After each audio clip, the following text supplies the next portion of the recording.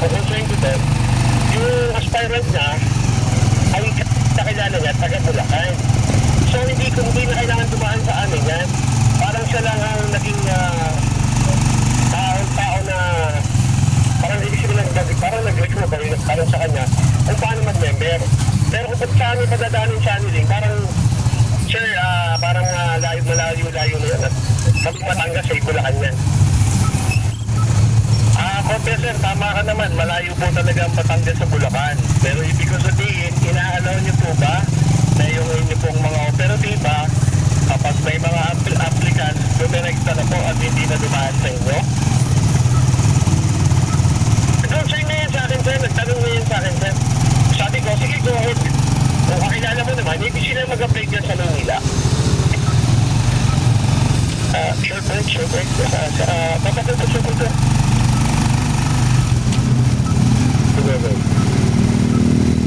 Permission. Yan po, dito na lang para simplihan na lang po natin. Dahil yung operative from Batangas, siya po ay kausap lang yung taga Bulacan. Ano naman, with permission naman namin yan dito na go ahead. Kaso since ang applicant or aspirant is from Bulacan, mas maganda kung doon na lang siya ma-i-add sa GC ng aspirant kung saan malapit yung yung seminar. Ito na lang siguro ay pull out natin na kuhanin natin ang details ng aspirant. Yun na lang magagawa nating tulong. Meron siyang Facebook, mai-add na rin dun sa GC. Pero as taga Batangas, hindi namin siya hawak. I-assist na lang po namin.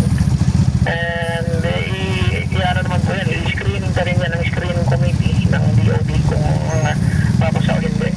So yan, nasa kanila pa rin ang final na verdict ika nga. Alam ngayon, makuha muna ang full details at mai-add siya kung saan siya dapat mai-add. Ito lang po yun, simple lang po. Good morning.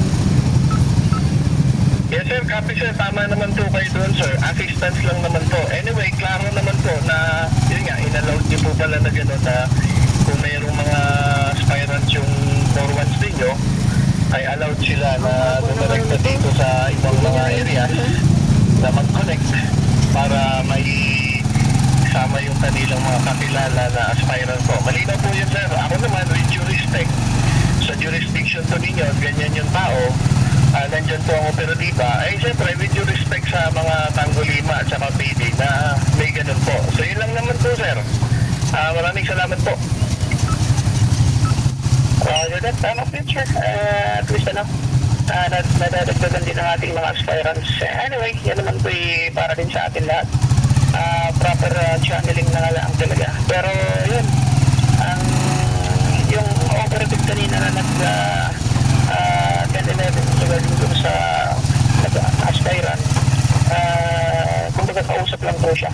Pero yun po, kada ibang lugar po yun, ini-endorse lang. Tinutulungan lang kung paano makapasok sa NCAPS. Since doon siya sa Bulacan, i-assist natin kung saan siya pwedeng mai-add na GC para ma-inform sa mga schedule. Yun lang po. Maraming salamat. Good morning. Okay sir, Roger that sir. Tayo lang naman sir para mai-assist ng tama po kasi unang-una. Di ba kayo